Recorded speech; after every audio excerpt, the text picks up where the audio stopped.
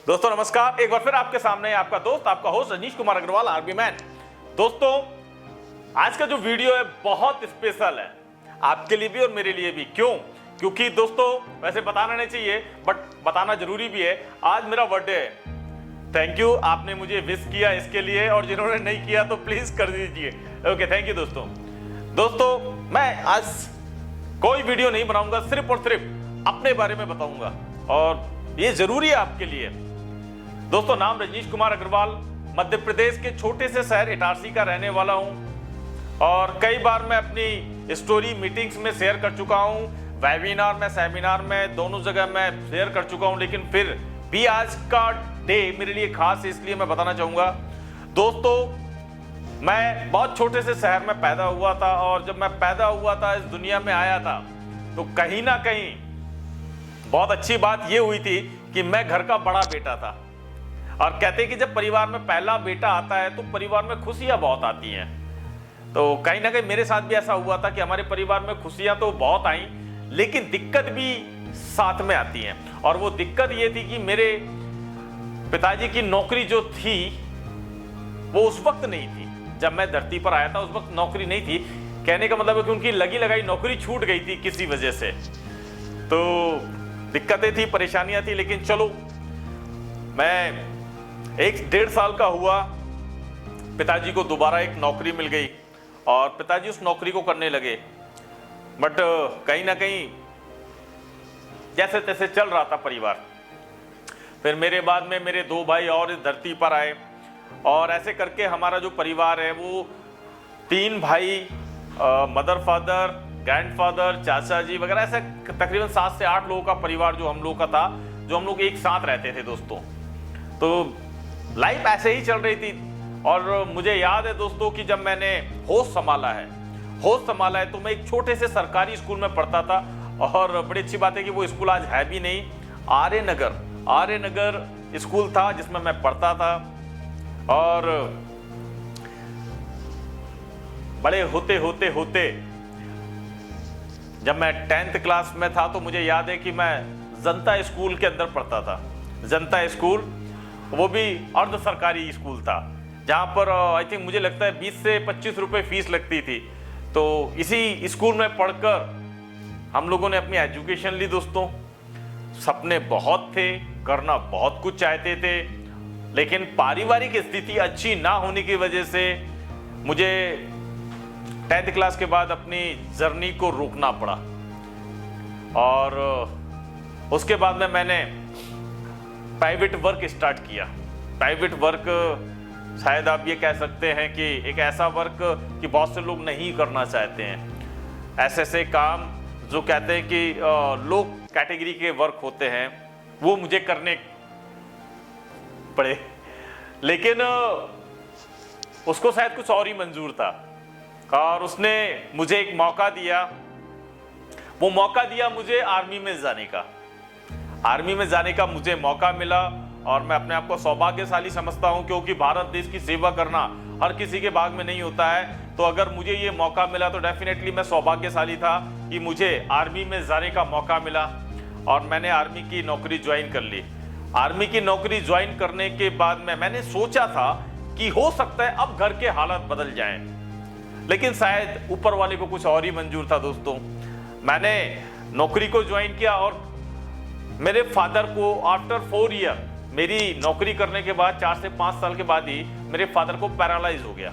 कमाल देखो दोस्तों ऊपर वाले का, मेरे फादर को पैरालाइज हो गया। तो कहीं ना कहीं एक बार फिर परेशान पूरा परिवार हो गया, और फिर वही दुख भरे दिन फिर शुरू हो गए। और आप समझ सकते हैं कि जिसके परिवार में एक व्यक्ति अगर पीड़ित रहता है तो एक व्यक्ति पीड़ित नहीं रहता है, पूरा परिवार पीड़ित रहता है।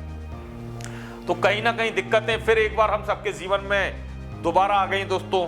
और जैसे तैसे करके जो भी पैसा था वो फादर के इलाज में खर्च हो गया, और गवर्नमेंट जॉब होने के बावजूद फादर को वहां से रिटायरमेंट लेना पड़ा। और जब फादर का रिटायरमेंट हुआ तो फादर की जो सैलरी थी वो भी काट दी गई, और उनको कोई बहुत अच्छा पैसा जो अमाउंट मिलना था वो भी अमाउंट भी नहीं मिला। तो कहीं ना कहीं टोटल जो घर का खर्चा था वो इन कंधों पर आ चुका था। और आप समझ सकते हैं कि मुझे सैलरी जो मिलती थी 4,500 रुपये मुझे कट पिट कर हाथों में मिलता था, यानी 6,000 रुपये मेरी सैलरी थी और 6,000 सैलरी में 1,500 रुपये मेरा खर्च हो जाता था, 4,500 रुपये मैं अपने घर पे भेज दिया करता था।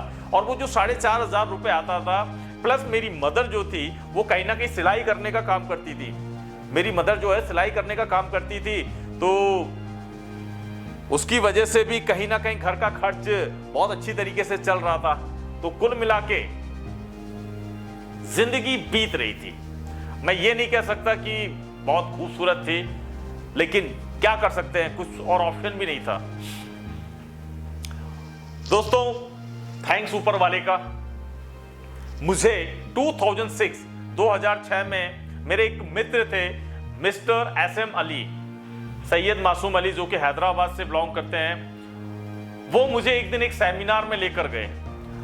फर्स्ट टाइम था 2006, पहली बार मैं एक सेमिनार में गया। वहां जाकर मैंने सेमिनार को देखा और देखने के बाद में मुझे इस फील्ड का पता चला जिस फील्ड को हम कहते हैं नेटवर्क मार्केटिंग या डायरेक्ट सेलिंग।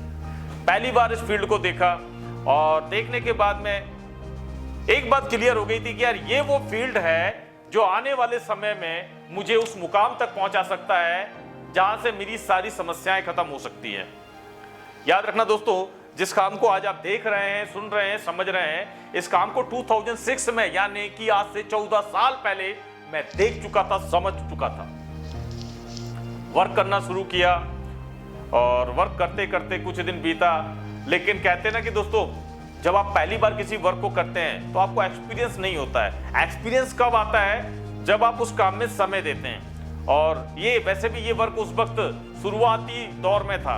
आज से 14 साल पहले लोग इस फील्ड में इतना यकीन नहीं रखते थे। वो एक ही बात कहते थे कि यार ये उन लोगों का काम है जिनके पास कोई काम नहीं होता है, लोगों को बेवकूफ बनाने का काम है, टोपी पहनाने का काम है, उल्टे सीधे प्रोडक्ट देने का काम। फालतू बातें जो होती थी वो 14 साल पहले भी लोग कहते थे। तो जब मैंने इस फील्ड में कदम रखा तो ये सारी समस्याएं, ये सारी दिक्कतें उस वक्त मेरे सामने आई थी। लेकिन कहीं ना कहीं मैं लगा रहा, करता रहा। ये बात अलग है कि वो कंपनी बंद हो गई, फिर मैंने एक कंपनी के अंदर और वर्क किया, वहां भी मैंने 3 साल मेहनत की, लेकिन फिर वही दिक्कतें आई। ऐसे करते करते बहुत समय निकल गया, तकरीबन 10 साल। लेकिन एक विजन क्लियर था कि आज नहीं तो कल एक दिन मेरा दिन आएगा। और दोस्तों वो दिन आया 10 अप्रैल 2016। 10 अप्रैल 2016 को मेरी जिंदगी के अंदर वो खूबसूरत दिन आया कि मैंने एसलीपीएस के अंदर वर्क करना शुरू किया। हालांकि आईडी मैंने पहले लगा दी थी, लेकिन मैंने वर्क नहीं किया था। आईडी मैंने पहले लगा दी थी बट वर्क नहीं किया। 10 अप्रैल 2016 को मैंने वर्क करना शुरू किया। दिक्कतें यहां भी आई और वही दिक्कतें जो पहले थी। भाई कंपनी भाग गई तो क्या होगा, लोगों को फायदा नहीं मिला तो क्या होगा, मेरे पास समय नहीं है, मैं ज्यादा लोगों को नहीं जानता। यही दिक्कतें जो 14 साल पहले थी वो यहां भी आई। लेकिन मेरे सीनियर ने हमेशा मेरा साथ दिया।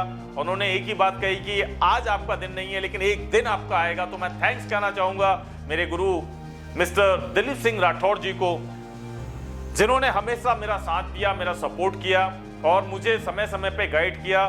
मिस्टर अनिल पुरी सर ने हमेशा मेरा साथ दिया।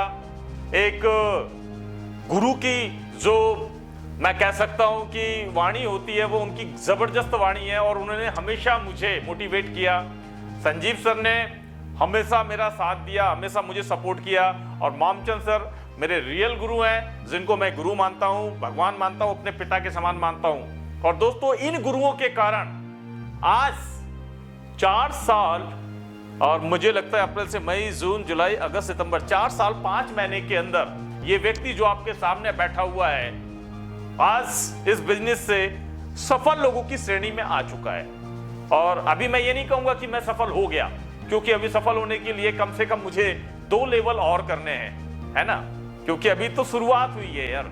ये अभी 2 महीने के बाद में मेरा 12वां लेवल यानी कि मैं ब्लैक डायमंड बन के खड़ा हो जाऊंगा।